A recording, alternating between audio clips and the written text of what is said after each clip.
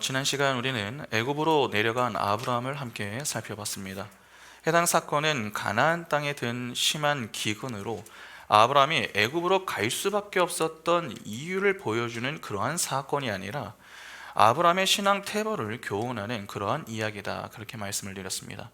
그래서 의도적으로 아브라함이 애굽으로 내려갔다라고 하는 이 표현이 들어가 있는 것이었죠. 아브라함은 하나님을 믿으며 살기로 작정한 자입니다. 그래서 그는 갈대아 우르를 떠나서 가나안 땅까지 온 것이고, 그 땅을 통과하면서 장막을 치고 제단을 쌓는 나그네로 지냈던 것입니다. 하나님은 아브라함에게 가나안 땅을 약속하셨습니다. 이는 진짜 이 역사 속의 가나안 땅이 아니라 하나님의 나라를 의미하는 것이었죠. 그러니까 아브라함은 하나님의 은혜로 하나님의 나라에 들어온 것입니다. 잘 아시다시피 하나님의 나라는 세상과 삶의 원리가 다릅니다. 세상은 힘의 원리를 추구하지만 천국은, 하나님의 나라는 믿음의 원리를 추구합니다. 만일 하나님이 아브라함에게 약속하신 복과 이 약속이 이 땅의 것이라면 아브라함은 가나안 땅에서 나그네로 지내면 안 됩니다. 땅의 주인이 되어서 그의 영향력을 점점 넓혀 나가야 합니다.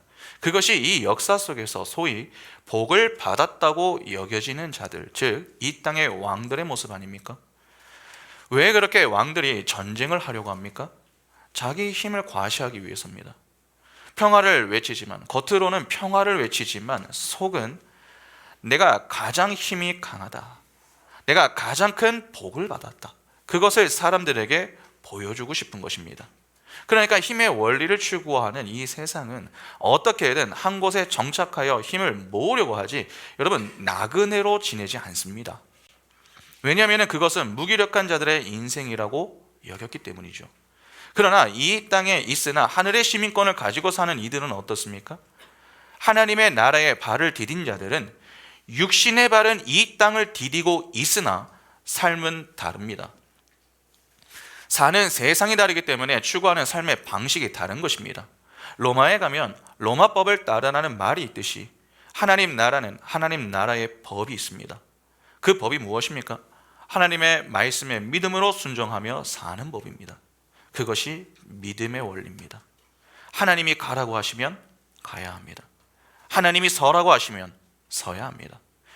죽이라고 하시면 죽여야 하고, 죽으라고 하면 죽어야 합니다. 명령의 내용이 중요한 게 아닙니다. 명령하신 분이 중요한 것입니다. 우리 편에서 하나님의 명령은 이해하기 어려운 것들이 좀 많습니다. 그러나 하나님은 자기 백성을 지키시는 분이십니다. 끝까지 책임을 지시는 분이십니다. 그 사실에 확신을 갖고 따르는 것이죠. 그것이 믿음으로 사는 자의 인생인 것입니다.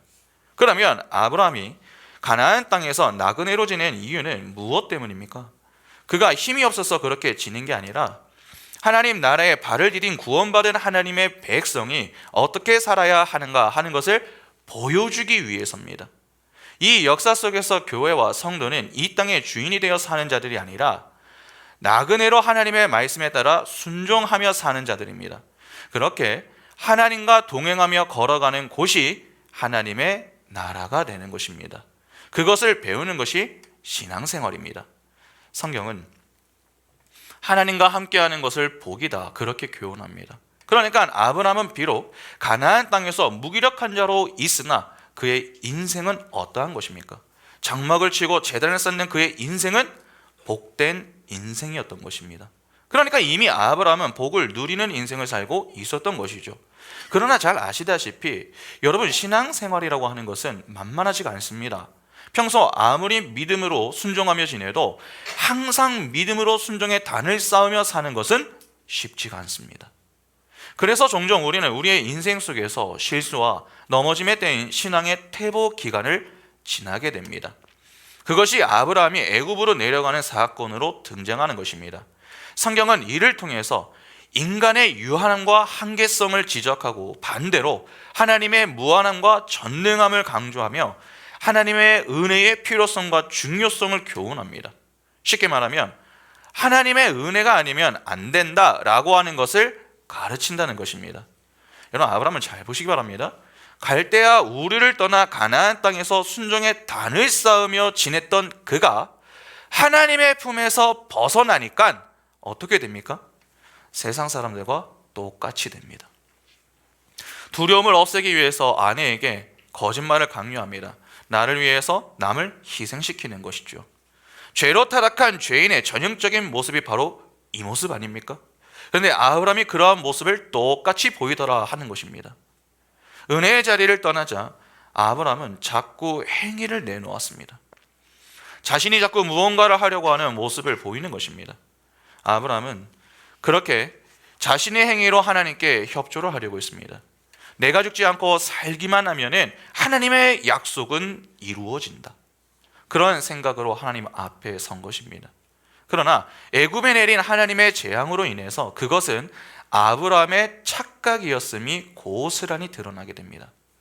아브라함은 자신만 살아있으면 될 것이다 그렇게 여겼습니다. 그러나 하나님은 그것이 아님을 이 애굽에서 교훈해 주신 것입니다. 살아보려고 장깨를 부렸다가 세상 사람들 앞에서 큰 망신만 당했습니다. 그렇게 애굽에서 나온 아브라함이 다시 돌아옵니다. 그것이 바로 오늘 본문의 이야기입니다. 먼저 본문 한번 보겠습니다. 창세기 13장 1절부터 4절 보시면 아브라함이 애굽에서 그와 그의 아내와 모든 소유와 롯과 함께 네겝으로 올라가니 아브라함에게 가축과 은과 금이 풍부하였더라. 그가 네겝에서부터 길을 떠나 베델에 이르며 베델가 아이사이 곧 전에 장마쳤던 곳에 이르니 그가 처음으로 제단을 쌓은 곳이라 그가 거기서 여호와의 이름을 불렀더라. 아브라함이 애굽에서 나왔습니다. 그리고 다시 네겝 즉 남방으로 향합니다. 자신이 떠나왔던 그 자리로 다시 향하는 것입니다. 그런데 성경을 조금 유의해서 보시면은 아브라함이 애굽으로 내려갈 때에는 내려갔다 그렇게 표현을 했는데 애굽에서 나와 돌아올 때는 올라갔다 그렇게 표현을 합니다. 내려감이 신앙의 태보를 의미한다면 올라감은 무엇을 뜻하겠습니까? 신앙의 성숙을 의미하는 것입니다. 신앙이 성장하고 성숙했다라고 하는 것은 적어도 아브라함이 애굽에서 무언가를 좀 배운 것이 있다 하는 말 아닙니까? 다시 말해서 아브라함이 애굽에서 하나님을 경험하고 돌아왔다 하는 말입니다. 그러면 아브라함은 애굽에서 어떤 하나님을 경험한 것입니까? 그가 배운 것이 무엇이냐 하는 것입니다. 첫째, 하나님은 전능하시다 하는 하나님의 전능성을 배웠습니다. 고대 사람들은 지역신관이라고 하는 개념을 가지고 있었습니다. 각 지역을 이 다스리는 신이 있다 그렇게 여기는 것입니다. 그러면 어느 한 지역의 신이 다른 지역에서는 힘을 발휘할 수 있습니까? 없습니다. 그래서 구약시대의 전쟁은 신들의 전쟁이란 인식이 매우 강했습니다. 어느 지역의 신이 더 강한가 하는 것을 이 대결하는 것이죠. 그러한 지역 신관을 가지고 살던 때에 아브라함이 가나안 땅에 들어갔습니다. 그 땅은 아무도 살지 않는 빈 땅이 아니었습니다. 이미 주인이 있는 땅이었습니다. 그런데 그들은 다산과 풍요의 신인 바알을 섬기는 자들이었죠. 그러니까 하나님은 아브라함을 데리고 우상 숭배의 땅으로 데리고 가신 것입니다. 그렇게 그를 모래 상수리 나무 앞에서 너는 누구를 택하겠느냐 그렇게 질문을 던지셨고 아브라함은 하나님을 선택함으로 그 땅에서 나그네의 인생을 살아야 했습니다. 그런데 그렇게 가나안 땅에 데리고 가서 아브라함에게 하나님이 하셨던 약속이 무엇이었습니까?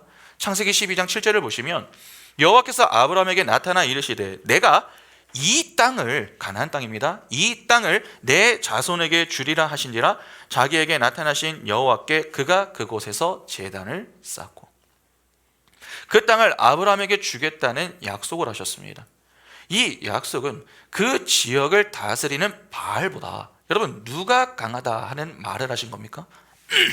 아브라함이 믿고 따르는 하나님이 더 강하다라고 하는 것을 교훈하신 것입니다. 아브라함이 그 약속을 믿고서 제단을 쌓았던 것입니다.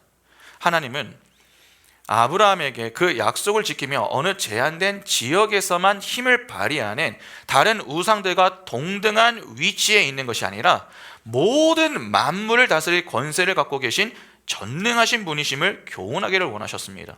그래서 하나님이 약속 이후에 이 아브라함에게 만나게 하셨던 것이 기근이었습니다. 이는 단지 나그네로 지내는 아브라함의 인생에 고통을 더하기 위해서 허락하신 게 아닙니다. 오히려 지금까지 믿음으로 순종의 단을 쌓으며 걸어온 그 아브라함을 위로하고 교육하기 위한 용도로 허락하셨던 것입니다. 당시 가나안 땅 주민들은 다산과 풍류의 신인 바알을 섬기며 지냈습니다. 그러니까 신들에게 잘 보여서 그들이 거주하는 땅에서 잘 먹고 잘 살기 위해서 바알을 섬겼던 것이죠. 그러나 그 땅에 기근이 들었습니다. 매우 심한 기근 말입니다. 다산과 풍요를 기대했던 사람들에게 엄청난 충격과 타격이 될 만한 문제가 생긴 것입니다. 하나님은 이를 통해서 바알의 허구성을 교훈하시며 하나님의 전능함을 아브라함에게 가르쳐 주셨던 것입니다. 그런데 당시 아브라함은 이를 제대로 이해하지 못했습니다. 이미 원주민들에 의해서 옮겨 다니며 지냈던 중이었습니다. 낯선 땅에서 무기력한 존재로 지내는 인생이 얼마나 힘이 되겠습니까? 남방까지 왔는데 자신을 기다리고 있는 것이 평화가 아니라 심각한 기근의 문제였습니다.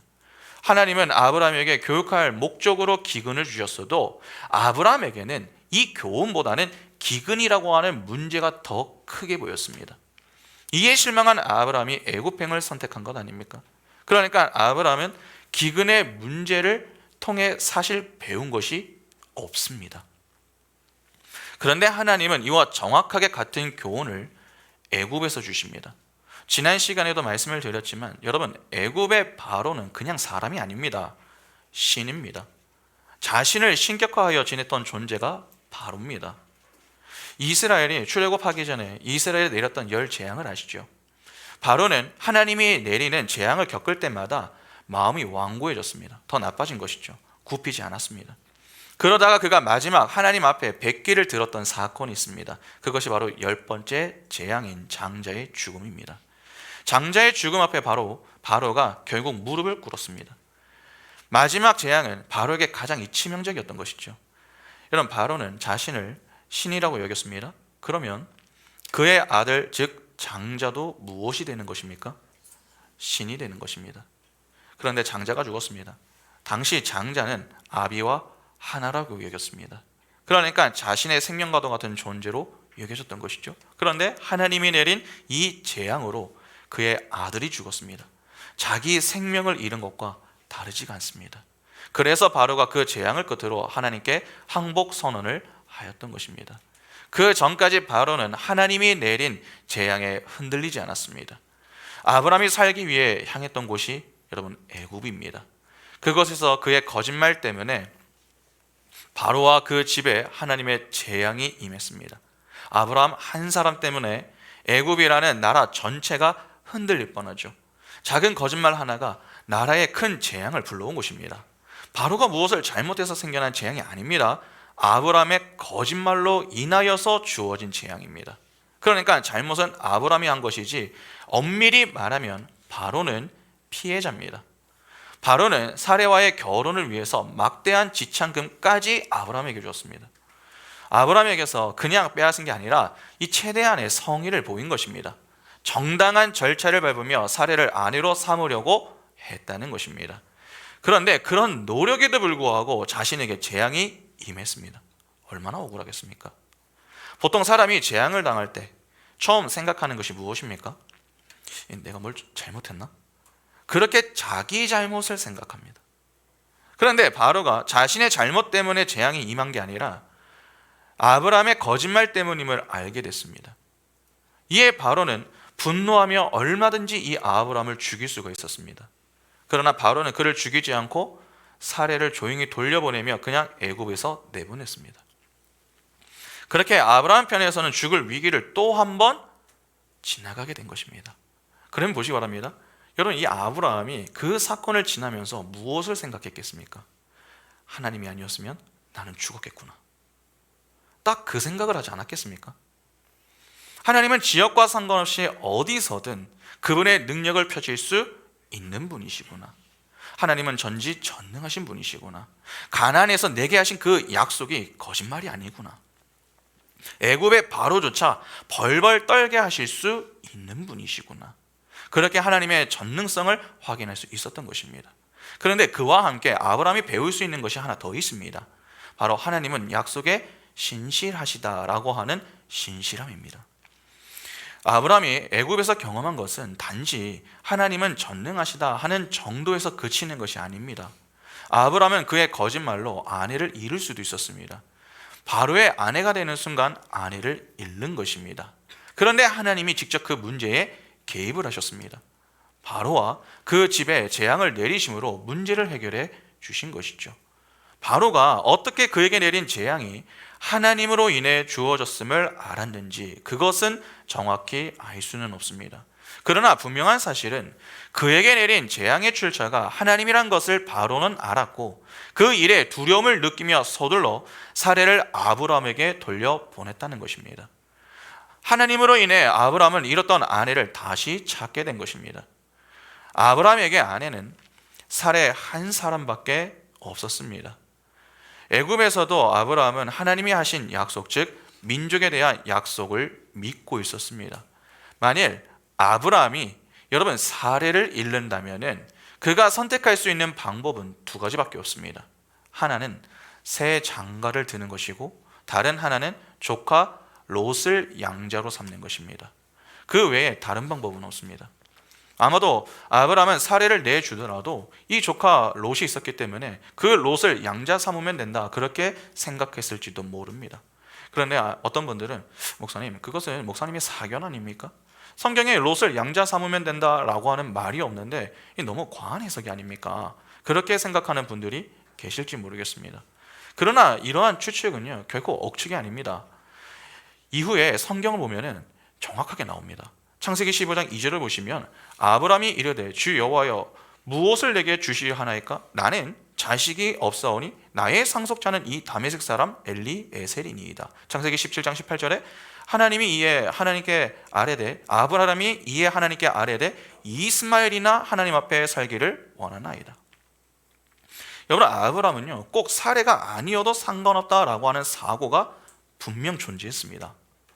그랬기 때문에 그가 엘리에셀을 내세우고 또 이스마엘로 충분하다 여기는 모습을 보일 수가 있었던 것입니다. 그러나 그렇게 생각을 할 때마다 하나님이 하시는 말씀을 잘 한번 보시기 바랍니다. 창세기 15장 4절에 여호와의 말씀이 그에게 임하여 이르시되 그 사람이 내 상속자가 아니라 내 몸에서 날 자가 내 상속자가 되리라 하시고 창세기 17장 19절에 하나님이 이르시되 아니라 내 아내 사라가 내게 아들을 낳으리니 너는 그 이름을 이삭이라 하라. 내가 그와 내 언약을 세우리니 그의 후손에게 영원한 언약이 되리라. 아브라함이 하나님 앞에서 엘리에셀과 이스마엘을 제시할 때마다 하나님은 이 아브라함에게 뭐라고 하십니까? 아니라 둘 다 아니라는 것입니다. 그러면서 내가 내게 줄 자녀는 반드시 사례를 통해 주어지는 자녀여야 한다 그렇게 말씀을 하십니다. 15장과 17장의 이야기가 똑같습니다. 하나님의 계획은 사례를 통한 자녀밖에 없습니다. 그래서 아브라함이 거짓말로 아내를 누이로 속여 사례가 바로의 아내가 될 뻔했을 때에 하나님이 직접 개입을 하여 문제를 해결하셨던 것입니다. 아브라함의 생각과 하나님의 생각이 완전히 다름을 보여주는 것입니다. 아브라함은 사례가 아니어도 괜찮다고 여겼지만 하나님은 꼭 사례여야 한다 그렇게 여겼습니다. 아브라함은 그의 생각과 판단과 경험을 통해 하나님의 약속을 생각했습니다. 아무래도 아내가 나이가 많으니 아이를 갖는 것은 좀 어렵지 않겠는가? 나만 살아있으면 충분히 약속은 이루어질 수 있지 않겠는가? 하나님은 내가 살아있는 것을 기뻐하지 않으시겠는가? 그렇게 이 땅의 것들로 하나님을 생각한 것입니다. 그러나 그것은 하나님을 오해해도 단단히 오해한 것입니다. 하나님 편에서는 두 사람의 나이가 많아도 아브라함이 거짓말로 누이로 속였어도 상관없습니다. 하나님은 전지전능하신 분이십니다. 그분의 작정은 중도에 포기되거나 실패되지 않습니다. 그분이 하신 계획은 이미 완료된 것이나 다름이 없습니다. 그러니까 사례를 통해 씨를 주시겠다고 하신 그 약속은 반드시 이루어지는 것입니다. 인간 편에서는 불가능해 보이지만 하나님께 불가능한 것은 없습니다. 그것은 자꾸 우리 시선에서 하나님을 이해하려고 시도하기 때문에 생겨난 오류인 것입니다. 하나님은 나이가 많다고 자녀를 주지 못하시는 것도 아니고 아브라함이 거짓말로 문제를 크게 키웠다고 해서 하나님의 뜻이 꺾이는 것도 아닙니다. 아브라함이 어떻게 해도 하나님의 뜻을 꺾을 수는 없습니다. 그 사실을 아브라함이 애굽에서 확인한 것입니다. 하나님이 친히 자신의 인생에 개입하여 잃어버렸던 아내를 도로 되찾게 하셨습니다. 온 나라를 떠들썩하게 만들고 아무 해를 당하지 않고 이 애굽에서 나오게 되었습니다. 아내도 되찾았고 큰 문제 없이 애굽에서 나오기까지 했습니다.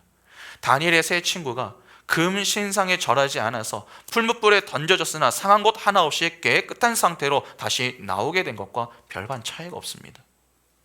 그러니까 아브라함의 인생에 기적에 가까운 일이 일어난 것입니다.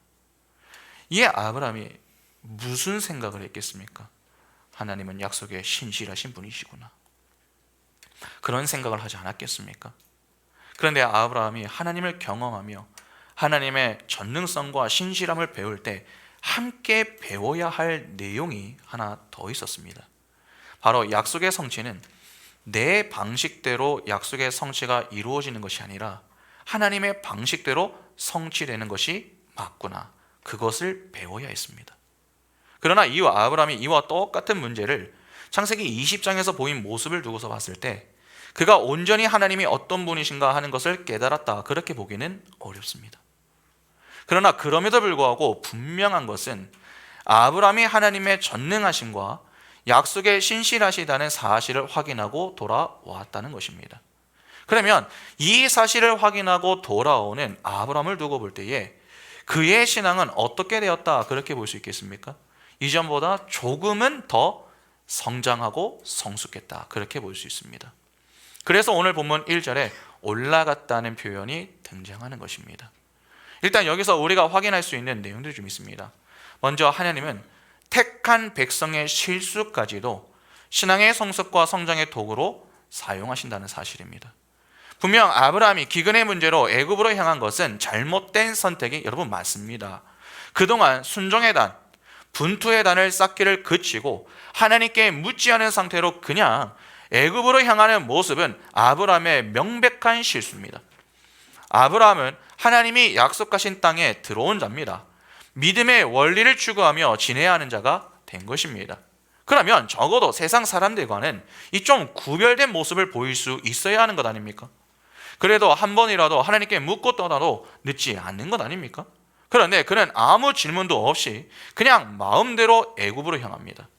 더욱이 애굽으로 향하는 길에서 아내에게 일방적인 희생을 요구하는 모습은 그동안 아브라함이 보인 모습과 너무나도 대조되는 모습입니다.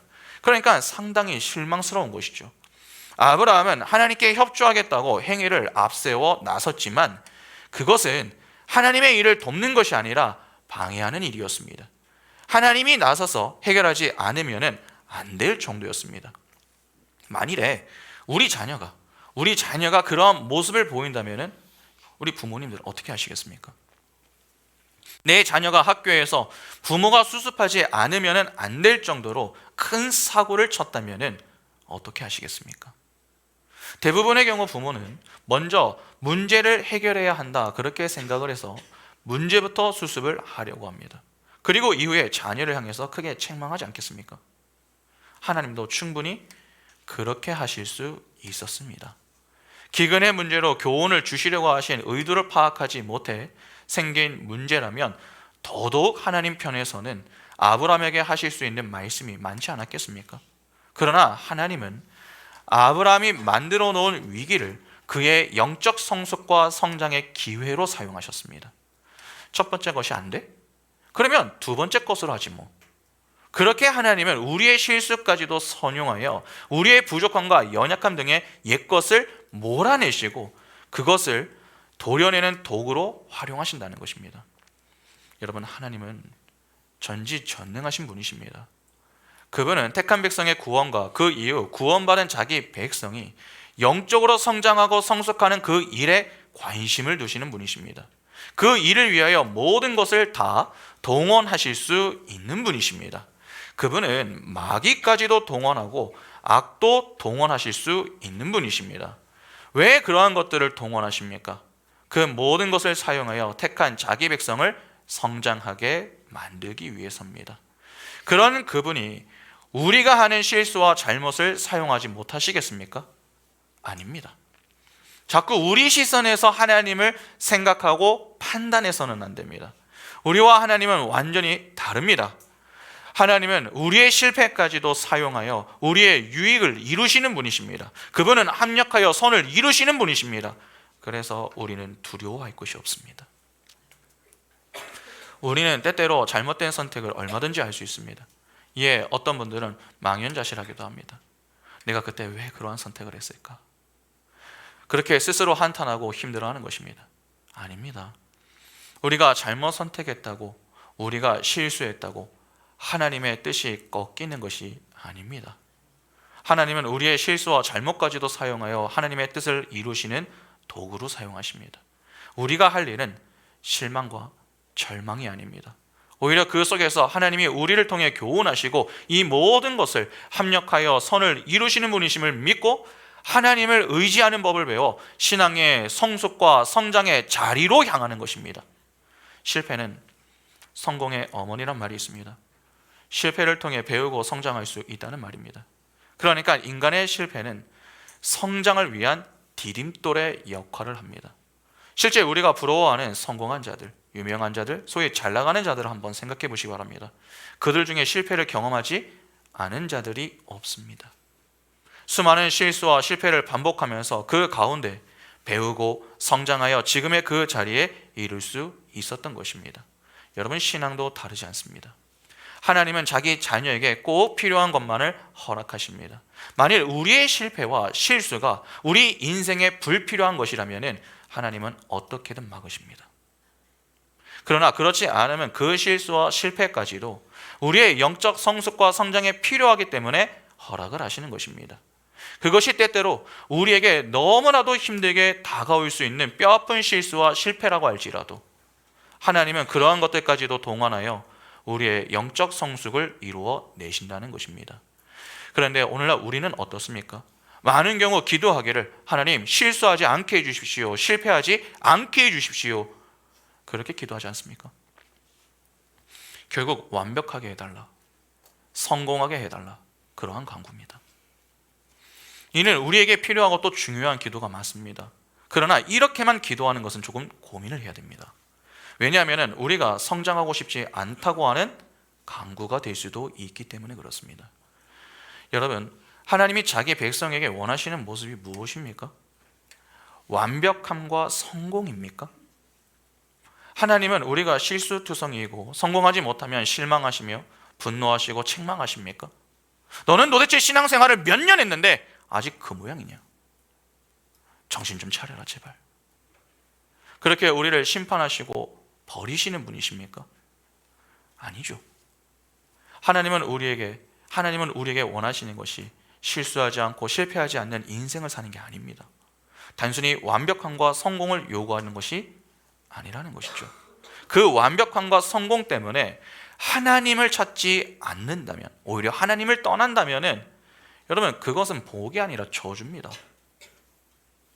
오히려 우리가 무한정 실수하고 실패할 때마다 하나님의 뜻을 헤아리고 그 과정을 지나는 것이 너무나도 힘이 들지만 내 신앙이 그리스도 예수의 장성한 분량에 이르기까지 자라며 주님 주신 믿음으로 모든 순간 순종하도록 도와달라고 하나님을 찾는 것이 더 적절한 모습입니다. 하나님은 그러한 모습을 원하시는 것이고 그러한 자들을 두고 복이 있다, 그렇게 말씀하시는 것입니다. 그렇게 광야 인생길에서 수많은 시행착오를 겪으며 하나님이 붙드시며 가르쳐 주시는 그 은혜로 우리의 신앙이 조금씩 성장해 나가는 것입니다. 우리의 신앙 성숙과 성장을 위하여 주어지는 것이 고난입니다. 그 고난 속에서 자기 부인을 경험하는 것이 우리에게 실패와 실수가 되는 것이죠. 그런데 우리가 기도할 때마다 실패하지 않게 해주십시오, 실수하지 않게 해주십시오, 그렇게만 기도한다면 하나님이 우리를 성장하게 만들기 위하여서 주시는 그 고난을 나는 거부하겠습니다 라고 하는 말이 되는 것 아니겠습니까? 그러니까 어떠한 면에서 우리의 기도는 조금 변할 필요가 있습니다. 실수와 실패를 경험하지 않으면 우리는 머리로만 옳고 그름을 생각하지 실제로는 감이 별로 없습니다. 그러면 신앙을 가지고 있지만 어떤 신앙을 가지고 살게 되겠습니까? 관념적인 신앙을 가지고 살게 되는 것입니다. 그러나 하나님은 관념적인 분이십니까? 그분은 살아서 지금도 역사하시는 분이십니다. 자기 백성과 교제하기를 원하시는 인격적인 분이십니다. 때문에 하나님은 자기 백성이 관념적인 신앙이 아니라 인격적인 신앙을 가지고 살아가도록 우리를 그 자리로 밀어 넣으십니다. 그러니까 실수와 실패를 경험하는 그 자리로 밀어 넣으시는 것입니다. 그렇게 심령이 가난해지고 애통하고 의에 줄이고 목마른 자의 상태로 만들어내십니다. 성경은 그런 자들을 두고 복이 있다고 이야기합니다. 마태복음 5장 3절부터 보시면 심령이 가난한 자는 복이 있나니 천국이 그들의 것이며 애통하는 자는 복이 있나니 그들이 위로를 받을 것이며 온유한 자는 복이 있나니 그들이 땅을 기업으로 받을 것이며 의에 줄이고 목마른 자는 복이 있나니 그들이 배부를 것이며 긍휼히 여기는 자는 복이 있나니 그들이 긍휼히 여김을 받을 것이며 마음이 청결한 자는 복이 있나니 그들이 하나님을 볼 것이요 화평하게 하는 자는 복이 있나니 그들이 하나님의 아들이라 일컬음을 받을 것이며 의를 위하여 박해를 받은 자는 복이 있나니 천국이 그들의 것이며 나로 말미암아 너희를 욕하고 박해하고 거짓으로 너희를 거슬러 모든 악한 말을 할 때에는 너희에게 복이 있나니 기뻐하고 즐거워하라. 하늘에서 너희의 상이 큼이라. 너희 전에 있던 선지자들도 이같이 박해하였느니라. 하나님은 우리를 복의 자리에 두십니다. 복은 하나님과 동행하며 하나님이 주시는 생명에 감사하여 하나님을 예배하는 것입니다. 여러분, 하나님은 결코 우리에게 해가 되는 것을 허락하지 않으십니다. 반드시 득이 되는 것들만을 허락하십니다. 하나님은 궁극적으로 우리를 영광에 가득한 복의 자리에 서게 하십니다. 이를 위하여 과정으로 허락되는 것이 실수와 실패입니다. 그 자리에서 우리는 우리의 불가능함과 유한함을 깨닫고 하나님의 은혜를 구하게 되는 것입니다. 하나님의 은혜를 구할 필요성을 느끼지 못하는 자가 어떻게 하나님과 함께 하겠습니까? 내가 스스로 충분하다고 생각을 한다면 하나님이 생명을 주셔도 그 생명에 감사하겠습니까? 하지 않습니다. 그래서 하나님이 가짜 복이 아닌 진짜 복을 추구하도록 어떠한 면에서 실수와 실패하는 선택을 해도 그냥 좀 가만히 내버려 두시는 것입니다. 우리가 잘 아는 탕자의 비유를 한번 생각해 볼까요? 누가복음 15장 11절부터 한번 보겠습니다. 또 이르시되 어떤 사람에게 두 아들이 있는데 그 둘째가 아버지에게 말하되 아버지여 재산 중에서 내게 돌아올 분깃을 내게 주소서 하는지라. 아버지가 그 살림을 각각 나누어 주었더니 그 후 며칠이 안 되어 둘째 아들이 재물을 다 모아가지고 먼 나라에 가 거기서 허랑방탕하여 그 재산을 낭비하더니 다 없앤 후 그 나라에 크게 흉년이 들어 그가 비로소 궁핍한지라. 가서 그 나라 백성 중 한 사람에게부터 사니 그가 그를 들로 보내어 돼지를 치게 하였는데 그가 돼지 먹는 쥐염 열매로 배를 채우고자 하되 주는 자가 없는지라. 이에 스스로 돌이켜 이르되 내 아버지에게는 양식이 풍족한 품꾼이 얼마나 많은가. 나는 여기서 주려 죽는구나. 내가 일어나 아버지께 가서 이르기를 아버지 내가 하늘과 아버지께 죄를 지었사오니 지금부터는 아버지의 아들이라 일컬음을 감당하지 못하겠나이다. 나를 품꾼의 하나로 보소서 하리라 하고 이에 일어나서 아버지께로 돌아가니라. 아직도 거리가 먼데 아버지가 그를 보고 칭은히 여겨 달려가 목을 안고 입을 맞추니 아들이 이르되 아버지 내가 하늘과 아버지께 죄를 지었사오니 지금부터는 아버지의 아들이라 일컬음을 감당하지 못하겠나이다 하나 아버지는 종들에게 이르되 제일 좋은 옷을 내어다가 입히고 손에 가락지를 끼우고 발에 신을 신기라. 그리고 살찐 송아지를 끌어다가 잡으라. 우리가 먹고 즐기자. 이 내 아들은 죽었다가 다시 살아났으며 내가 잃었다가 다시 얻었노라 하니 그들이 즐거워하더라. 보통 우리는 이 사건의 주인공을 누구라고 생각합니까? 둘째 아들이라고 생각을 하죠. 그냥 둘째 아들이 유산을 받아 허랑방탕하게 살다가 나중에 혼자 회개하고 돌아왔더니 아버지가 용서해 주셨다. 그렇게 이해하는 것입니다. 그러나 그러한 해석은 인본주의적이며 알미니안주의적인 해석입니다. 그 비유의 주인공은 여러분 둘째 아들이 아니라 아버지입니다. 내용을 보면 이야기의 시작이 어떻게 됩니까? 둘째 아들이 아버지의 유산을 받아서 나가는 것으로 시작을 합니다. 유대 사회에서 아버지가 살아있을 때에 아버지의 유산 처분권을 행사하라고 요구하는 것은 살인자와 방불한 죄인으로 취급을 받았습니다. 그러니까 살인자로 취급을 받았던 것이죠. 오늘날에도 부모의 유산은 주로 부모가 죽고 나서 처분하지 않습니까? 살아있는 부모에게 유산을 요구하는 것은 지금도 폐륜화로 여겨집니다. 지금도 그러하다면 당시에는 어떠했겠습니까? 더 심했습니다. 살아있는 부모에게 유산을 요구하는 것은 부모가 빨리 죽기를 원한다라고 하는 내용이 되었습니다. 이는 살인자입니다. 그래서 당시 그런 자들은 살인자로 규정하고 돌로 쳐 죽였습니다. 왜 나중에 탕자가 돌아올 때에 그의 아버지가 서둘러 달려나가는지 조금 이해가 되십니까? 여러분, 왜 그렇게 나갔습니까? 그가 그렇게 달려나가지 않으면은 율법에 따라서 그 둘째 아들이 돌에 맞아 죽을 수도 있었기 때문에 그렇습니다. 율법상으로 둘째 아들은 돌에 맞아 죽어도 괜찮습니다. 그러니까 지금 둘째 아들은 잘못된 선택과 요구를 하고 있는 것입니다. 그런데 그의 아버지는 둘째 아들의 그 요구에 응하며 그의 몫을 챙겨줍니다. 비유의 내용을 보면은 그렇게 돈을 주고도 이후에 그 집에 종들이 있었고 양식이 풍족했다라고 하는 이야기, 그리고 돌아온 그 둘째 아들에게 가락지를 끼우고 좋은 옷을 입히며 잔치까지 열었다라고 하는 내용이 나옵니다. 이를 두고 볼 때에 그는 상당한 부자였다라고 하는 것을 알 수 있죠. 그러니까 둘째가 아버지에게 받은 금액은 엄청났다라고 하는 것을 충분히 짐작할 수 있습니다. 돌에 맞아 죽어도 무방한 둘째에게 아버지는 그냥 이 재산을 나누어 줍니다. 오히려 그러한 요구를 하는 둘째를 책망했다면 문제는 쉽게 해결되는 것 아닙니까? 야, 너가 지금 정신이 있냐? 그걸 뭐라고 얘기를 하느냐? 가만히 있어라.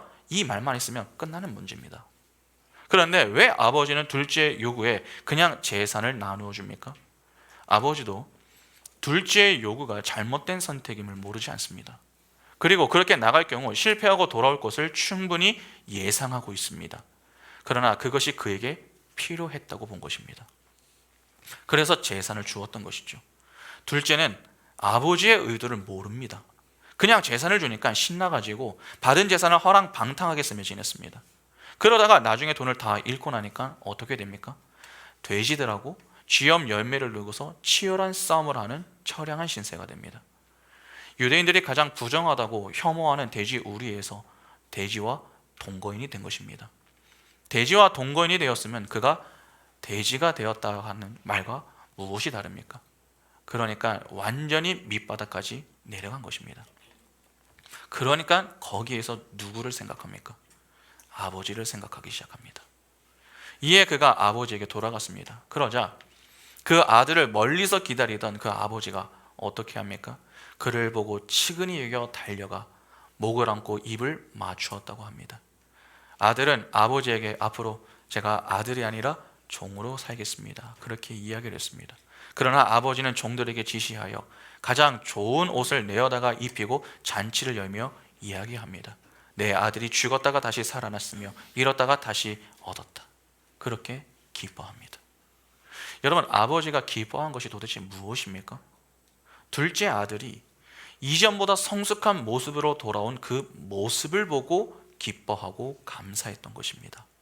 단지 죽지 않고 살아와서 좋다, 그 정도가 아니라 나를 위해서 살겠다고 나간 그 아들이 이제는 남을 위해 살겠다고 아비의 품에 들어와 그 품에 거하겠다고 하는 그 모습을 보고 기뻐했던 것입니다.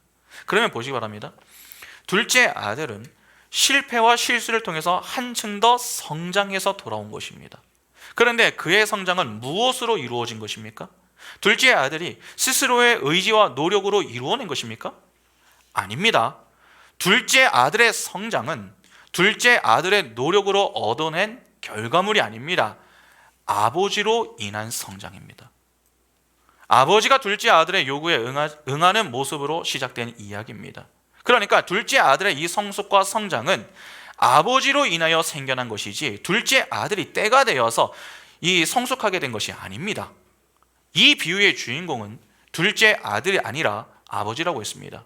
둘째 아들은 바로 우리 자신이고 아버지는 하나님이십니다. 하나님은 자녀의 성숙과 성장에 관심을 두시는 분이십니다. 그래서 우리가 잘못된 선택과 요구를 해도 그것을 때때로 그냥 허락을 하십니다. 왜냐하면 그것을 통해 배우기를 바라시는 겁니다. 아버지로 인해 둘째 아들이 마음대로 살며 점점 위로 향하는 것 같지만 사실 그 아들은 아버지에 의해서 점점 아래로 향하게 된 것입니다. 소위 자기 부인의 자리로 향하여 심령이 가난해지는 자리로 향했던 것입니다. 심령이 가난해지니까 누구를 생각합니까? 아버지를 생각합니다. 아버지와 함께 있다면 이런 문제는 생기지 않았는데 내게는 아버지가 꼭 필요하구나. 그렇게 아버지에게 은혜를 구해야 되겠다라고 하는 생각을 갖습니다. 심령이 가난해지니까 애통하고 의에 줄이고 목이 마릅니다. 이에 아버지를 찾아가자 아버지가 그를 품에 안아주시며 종으로 여기지 않고 내 사랑하는 아들로 여겨주심을 경험합니다. 그 속에서 얻게 되는 것이 진정한 평안과 자유 아닙니까? 그러면 둘째 아들에게 여러분 실패와 실수는 불필요했던 것입니까? 필요했던 것입니다. 아버지를 더 사랑하는 일에 그의 인생에 꼭 필요했던 일이었습니다. 이렇게 하나님은 우리의 실수와 실패까지도 사용하여 하나님의 뜻을 이루어 내시는 분이십니다. 달리 말해서 반드시 우리를 온전한 복의 자리에 서게 만드신다는 것입니다. 때문에 실수와 실패를 자꾸 이 부정적으로 인식할 필요가 없습니다. 그런데 신앙 성숙과 성장에 대해서 우리가 간과하지 말아야 할 것이 있습니다. 여러분, 신앙 성숙과 성장은 절대로 그냥 일어나지 않습니다. 둘째 아들이 망나니처럼 나갔다가 면목 없이 돌아왔습니다. 한층 더 성숙해서 돌아온 것입니다. 그 과정에서 그가 겪은 것이 무엇입니까? 고통입니다. 돼지와 지엄여매를 두고서 경쟁하는 치열한 현장에서 지내다가 돌아온 것입니다. 여러분, 성장을 하기 위해서는 반드시 성장통을 겪어야 됩니다.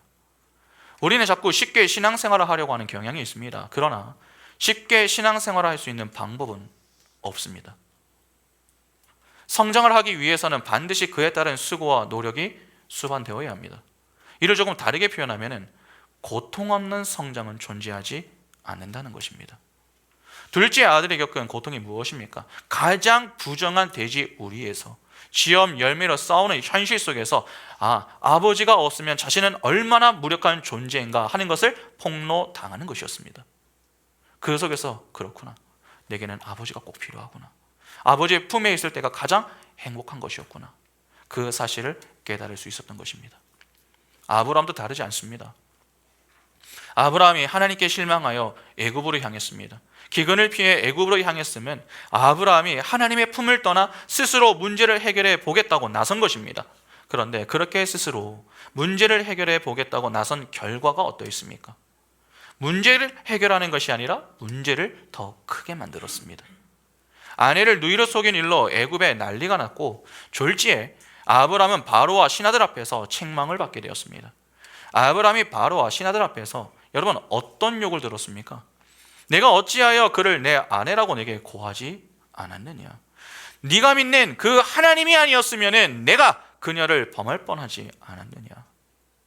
그렇게 사람들 앞에서 믿음 없는 아브라함의 실체를 폭로해 버립니다.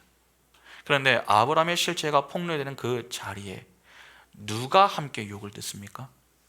하나님도 같이 욕을 듣습니다. 다시 말해서 아브라함으로 인해 하나님의 이름까지 모독을 당했다는 것입니다. 여러분, 교회가 교회답지 않을 때 하나님은 교회의 더러움과 추악함을 그대로 세상 앞에서 폭로해 버리십니다. 믿음이 있다고 하지만 믿음이 없음이 그 순간 다 드러나게 되는 것입니다. 요나도 한번 볼까요? 요나 1장 10절을 보시면 자기가 여호와의 얼굴을 피함인 줄을 그들에게 말하였으므로 무리가 알고 심히 두려워하여 이르되 내가 어찌하여 그렇게 행하였느냐 하니라. 요나가 하나님을 피해서 다시스로 도망하려고 했다가 풍랑의 원인이 요나 때문임을 알게 됐습니다. 그러자 그 자리에 있던 자들이 뭐라고 합니까? 내가 어찌하여 이렇게 행했느냐, 그렇게 질책을 합니다. 이는 하나님의 사람이 왜 엉뚱한 행동을 하느냐 하는 원망과 책망이었습니다. 하나님을 믿는 이들의 실수와 실패는 단지 우리 자신만 쪽팔림을 당하는 것으로 끝나지 않습니다. 하나님께 불똥이 튀게 되어 있습니다. 하나님은 우리를 구원하신 분 아니십니까? 사형을 기다리던 우리를 사명케 해주신 분이십니다. 그것이 여러분 구원입니다. 그런데 우리를 구원하신 그 하나님의 이름이 누구 때문에 욕을 먹게 되는 것입니까? 바로 다른 이들 때문이 아니라 우리 때문에 욕을 먹게 되는 것입니다. 그러면 보시기 바랍니다. 바로가 신하들 앞에서 아브라함을 책망했습니다. 사람들이 다 보는 앞에서 지금 망신을 당하고 있는 중입니다. 얼마나 도망가고 싶겠습니까? 바로는 사례만 돌려보는 게 아닙니다. 그에게 주었던 소유물을 도로 빼앗지 않았습니다. 왜 뺏지 않습니까? 그에게 간 그 소유물을 더럽고 부정하다고 여겼기 때문에 그렇습니다. 오늘 본문 2절을 잘 보시면은 아브라함에게 가축과 은과 금이 풍부했다라고 합니다. 그것이 아브라함에게 복이겠습니까? 그렇지 않습니다. 아브라함은 애굽에서 바로에게 받은 그 물질을 볼 때마다 자신의 불신앙과 그로 인한 책망받는 일이 생각날 수밖에 없습니다. 그러니까 불의한 재물은 복이 아니라 수치인 것입니다. 이는 아브라함에게 큰 고통이었습니다. 그러나 그 고통을 통과하면서 아브라함은 이전보다 더 성숙한 모습을 갖게 됩니다. 그 모습이 이후에 롯과의 갈등을 해결하는 모습으로 나오는 것입니다. 물론 이번 한 번의 일로 아브라함이 이제는 믿음의 본을 보이며 지냈는가? 그렇지는 않습니다. 이제는 실수와 실패하는 모습을 보이지 않는 것이 아니라 이후에도 그 모습은 계속 반복됩니다. 왜 반복됩니까? 인간의 불가능함과 유한함 그리고 연약함과 부족함을 교훈하기 위해서입니다. 인간이 그러하다면 하나님은 어떠하겠습니까? 반대로 전능하심과 신실하심이 더 부각되는 것입니다. 그러나 분명한 사실은 그렇게 실수와 실패를 하여 고통의 시간들을 지나면 지날수록 아브라함의 신앙은 조금씩 성장하고 성숙해졌다 하는 것입니다. 그래서 오늘 본문을 보면은 아브라함이 애굽에서 올라와 처음 장막을 쳤던 곳에서 다시 여호와의 이름을 부르는 내용이 나옵니다. 여러분, 이 내용은 12장에도 나옵니다. 그러나 의미는 조금 다릅니다. 12장보다 더 성장하고 성숙한 자리에서 여호와의 이름을 불렀다라고 하는 것이 13장의 내용입니다. 성경은 그가 베델과 아이 사이 곧 전에 장막을 쳤던 곳에 이르렀다라고 했습니다. 여러분, 베델은요 하나님의 집이고 아이는 쓰레기 더미를 뜻합니다. 성도는 바로 그 사이에 사는 것입니다. 언제든 우리는 쓰레기 더미가 있는 곳에 설 수 있는 것이며 반대로 그 쓰레기 더미들을 베델로 삼켜버리는 삶을 살 수도 있는 것입니다. 꼭 기억하셔야 됩니다. 신앙은 선택하는 싸움입니다. 늘 하나님이냐 우상이냐, 하나님의 집이냐 쓰레기 더미냐. 선택의 갈림길에서 우리는 선택을 하며 살아야 합니다. 하나님은 자꾸 우리에게 바른 선택을 하도록 가르쳐 주시는 것입니다. 그래서 잘못된 선택을 할 때마다 바른 선택의 중요성을 깨닫게 하시고 경험케 하시며 점점 바른 선택을 할 수 있는 실력자들로 성장시켜 나가시는 것입니다. 그것을 배우는 것이 바로 신앙생활입니다. 그러니까 힘들어도 신앙생활을 통해 자꾸 나를 성장케 하시는 그 하나님을 바라보는 것이 얼마나 중요한 것입니까? 그런데 본문을 통해서 여러분 마지막으로 좀 살펴볼 문제가 있습니다. 아브라함이 애굽에서 올라오는 이야기는 신앙의 성숙을 교훈함과 동시에 장차 이스라엘의 출애굽을 예고하는 그러한 그림을 보여주기도 합니다. 아브라함이 바로가 준 소유물을 가지고 나왔습니다. 부정해서 그냥 가져가라 한 거죠. 상당히 많은 소유물을 가지고 나왔습니다. 그런데 이스라엘로 비슷합니다. 출애굽기 12장 33절부터 40절 보시면 애굽 사람들은 말하기를 우리가 다 죽은 자가 되도다 하고 그 백성을 제척하여 그 땅에서 속히 내보내려 하므로 그 백성이 발교되지 못한 반죽 담은 그릇을 옷에 싸서 어깨에 매니라. 이스라엘 자손이 모세의 말대로 하여 애굽 사람에게 은금 패물과 의복을 구하고 여호와께 애굽 사람들에게 이스라엘 백성에게 은혜를 입히게 하사 그들이 구하는 대로 주게 하심으로 그들이 애굽 사람의 물품을 취하였더라. 이스라엘 자손이 리암셋을 떠나서 숫곳에 이르니 유아 외에 보행하는 장정이 60만 가량이요 수많은 잡족과 양과 소와 심이 많은 가축이 그들과 함께 하였으며 그들이 애굽으로부터 가지고 나온 발교되지 못한 반죽으로 무교병을 구웠으니 이는 그들이 애굽에서 쫓겨남으로 지체할 수 없었음이며 아무 양식도 준비하지 못하였음이었더라. 이스라엘 자손이 애굽에 거주한 지 430년이라. 아브라함이 애굽을 떠나 향한 곳은 네게브 즉 기근이 있었던 땅입니다. 여러분, 가나안 땅 북부와 다르게 이 남쪽의 경우에는 거의 광야와 비슷했습니다. 그러니까 애굽에서 아브라함은 광야와 같은 네게브로 향한 것입니다. 이 모습이 이후 똑같이 이스라엘의 출애굽 여정으로 나타납니다. 아브라함의 애굽행은 그의 잘못된 선택이자 실수입니다. 그러나 하나님은 그의 선택과 실수까지도 사용하여 하나님의 뜻을 이루십니다. 그게 뭡니까? 하나님의 택한 백성을 어떻게 구원해 내시는가? 하나님의 열심과 은혜로 구원하셔서 나를 위해서 살던 그 자리에서 하나님을 섬기는 자리로 인도해 내신다. 그것을 보여주는 것입니다. 아브라함의 이동 경로는 이후 이스라엘의 출애굽 경로와 같으며 예수께서 공생의 시절 보이신 모습과도 일치합니다. 마태복음의 흐름을 한번 생각해 보시기 바랍니다. 마태복음 2장을 보면은 예수께서 애굽으로 향하시는 내용이 나옵니다. 마태복음 2장 14절과 15절에 요셉이 일어나서, 이건 어릴 때입니다, 아기와 그의 어머니를 데리고 애굽으로 떠나가 헤롯이 죽기까지 거기 있었으니 이는 주께서 선지자를 통하여 말씀하신 바 애굽으로부터 내 아들을 불렀다 함을 이루려 하심이라. 아기 예수는 헤롯을 피해서 애굽으로 향합니다. 그런데 마지막 15절 잘 보시면은 애굽으로 향하신 그 이유를 두고서 애굽에서 내 아들을 불렀다 함을 이루기 위해서라고 합니다. 이 내용 이후에 3장에서 여러분 예수가 이 세례 요한에게 세례를 받으시는데 그 내용도 잠시 한번 보겠습니다. 마태복음 3장 16절과 17절에 예수께서 세례를 받으시고 곧 물에서 올라오실 새 하늘이 열리고 하늘에 하나님의 성령이 비둘기같이 내려 자기 위에 임하심을 보시더니 하늘로부터 소리가 있어 말씀하시되 이는 내 사랑하는 아들이요 내 기뻐하는 자라 하시니라. 예수께서 세례 요한에게 세례를 받으시는데 그때 하나님께서 하시는 말씀이 무엇입니까? 이는 내 사랑하는 아들이요 내 기뻐하는 자라고 말씀하십니다. 그러면 이를 이어서 보면 어떻게 되는 것입니까?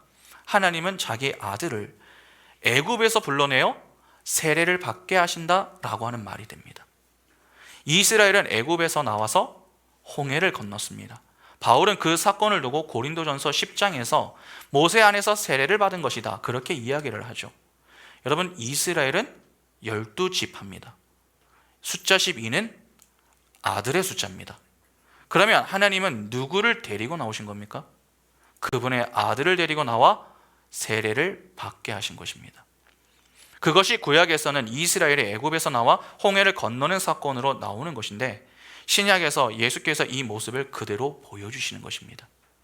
이스라엘은 홍해를 건너며 세례를 받고 광야 생활을 했습니다. 예수도 똑같이 세례를 받고 40일 동안 광야 생활을 하십니다.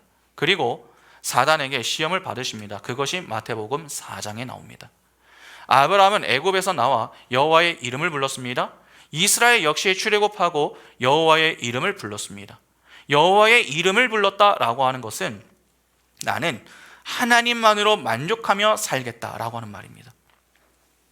여러분, 하나님이 이스라엘에게 광야 생활을 하게 하시면서 가장 듣고 싶으셨던 내용이 무엇입니까?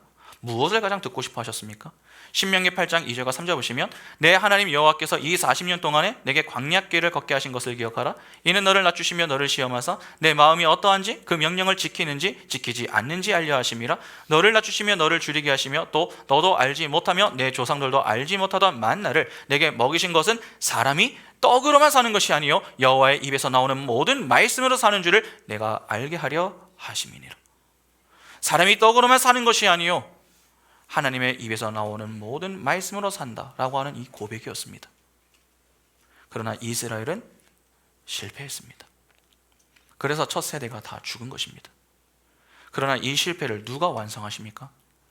예수께서 하십니다.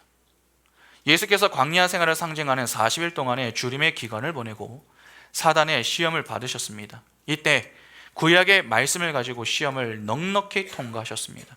그러니까 이스라엘의 실패를 예수께서 성공하시고 완성하신 것입니다. 그래서 예수 안에서 예수와 연합된 교회는 어떻게 됩니까?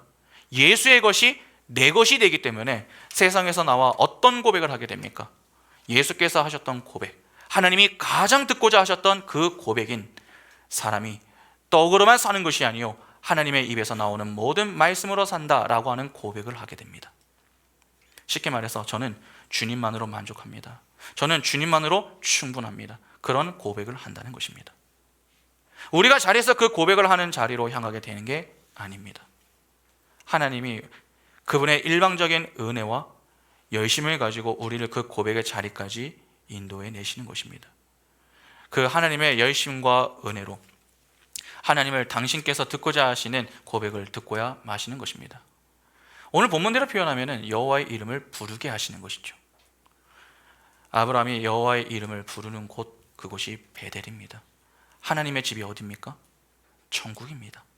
그러니까 예수 그리스도로 구원을 받은 교회와 성도의 입술에서 하나님은 반드시 여호와의 이름을 부르는 자리, 즉 하나님의 입에서 나오는 말씀으로 산다는 믿음의 고백을 하게 만드신다는 것입니다. 그래서 성경은 의인은 무엇으로 산다고 교훈합니까? 오직 믿음으로 말미암아 산다고 교훈하는 것입니다. 이 말을 오해하시면 안 됩니다. 의롭게 살아서 고백한다는 말이 아닙니다. 성경은 이 땅에 의인이 없음을 강조합니다. 이는 이 땅에는 죄인밖에 없다 하는 것이죠. 그런데 죄인만 있는 이 땅에 참된 의인이신 예수 그리스도께서 오십니다. 예수는 인간의 몸을 입고 오셨으나 죄가 없는 분 아닙니까? 죄가 없으면 그분만이 의인이란 말이죠. 참된 의인이신 예수는 이 땅에서 어떻게 살아야 하는가를 친히 몸소 보여주셨습니다. 그리고 예수에 의해서 교회가 탄생합니다. 교회의 머리는 예수이고 그분의 몸이 교회입니다. 그러니까 하나입니다. 예수는 십자가에서 우리의 죄를 가져가시고 그분의 의를 우리에게 전가시켜 주십니다. 그렇게 교회는 예수와 한 몸이 되어 작은 예수로 살아갑니다. 그래서 하나님은 예수 안에서 예수와 연합된 우리를 의롭게 여겨주십니다. 그것이 칭입니다. 예수와 연합된 자는 하나님의 나라, 즉 베델에 거하는 자들입니다. 애굽이라는 세상에서 부름을 받아 세례를 받고 베델로 향하는 자들입니다. 그래서 그 자리에서 하나님과 함께하며 하나님만으로 만족하게 됩니다. 그것이 가장 좋다고 하는 사실을 알기 때문에 우리가 무엇을 고백하는 것입니까? 저는 하나님만으로 만족합니다. 저는 하나님이 가장 좋습니다. 그렇게 여호와의 이름을 부르게 되는 것입니다. 하나님이 바로 그 자리로 우리를 서게 만드시는 것이죠. 어떠십니까? 여러분, 하나의 이 사건 속에서도 우리가 좀 고민하고 살펴볼 내용이 정말 많지 않습니까? 여러분, 하나님은 그냥 일하시는 분이 아닙니다. 우리의 인생이라는 도화지에 가장 최고의 작품을 그리기 위해서 모든 것을 다 준비해 놓으시고 때에 맞게 그림을 그려 나가시는 분이십니다. 도화지는 여러분 그냥 가만히 있으면 됩니다. 화가가 그리는 대로 그냥 가만히 있으면 됩니다. 옆에서 훈수를 둘 필요가 없습니다. 하나님, 여기서는요 이렇게 선을 그려야 됩니다. 하나님, 여기는 그 색이 아닙니다. 이 색이 잘 어울립니다. 그렇게 이야기할 필요가 없습니다. 하수는 고수를 이해하지 못합니다. 하수는 한 수를 내다보지만 고수는 그 판 전체를 내다보기 때문입니다. 하나님만큼 위대한 화가는 존재하지 않습니다. 그 화가가 우리를 최고의 작품으로 만들어내십니다. 때문에 우리는 그 화가인 하나님만 의지하면 됩니다. 하나님은 반드시 우리를 여호와의 이름을 부르는 자리로 인도하십니다. 그 인도하심을 받으며 살아갈 때 실수를 하고 실패를 해도 괜찮습니다. 그것은 하나님께 아무런 문제가 되지 않습니다. 우리의 실패, 모자람도 하나님의 계획 아래에 있습니다. 합력하여 선을 이루시는 그 하나님만 바라보시기 바랍니다. 그리하여 자꾸 불평하는 자리에서 유아적이고 관념적인 신앙을 가지고 사는 자가 아니라 비록 고통이 있으나 그 고통을 지나가게 하시며 우리를 성장하게 하시는 아버지의 마음을 이해하여 성장통을 지나 성숙하고 성장한 모습으로 여호와의 이름을 감사함으로 부르는 인격적인 신앙인, 하나님이 기뻐하시는 예배자들이 다 될 수 있기를 간절히 소망합니다. 함께 찬양하겠습니다.